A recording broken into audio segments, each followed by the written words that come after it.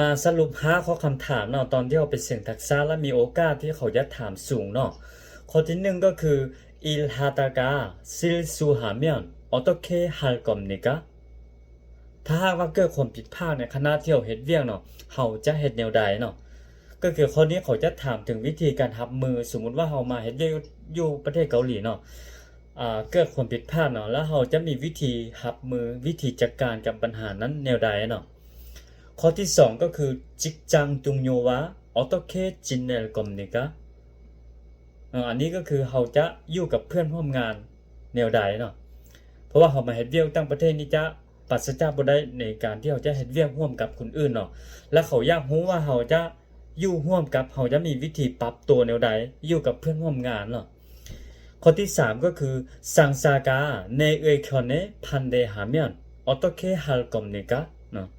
ก็คือถ้าว่าความคิดของเราเนาะกับความคิดของผู้คุมงานหรือว่าหัวหน้าเนาะต่างกันเนาะบางทีหัวหน้าบอกว่าเฮ็ดแนวนี้แต่ว่าเรามีความคิดต่างเนาะว่าควรจะเฮ็ดแนวนี้เนาะและเราจะเฮ็ดแนวใดเนาะข้อที่4เนาะก็คือ직장에서 일이 많으면 어떻게 할 겁니까? เนาะถ้าว่าอยู่ในบ่อนเฮ็ดเวียกเนาะมีเวียกหลายเนาะ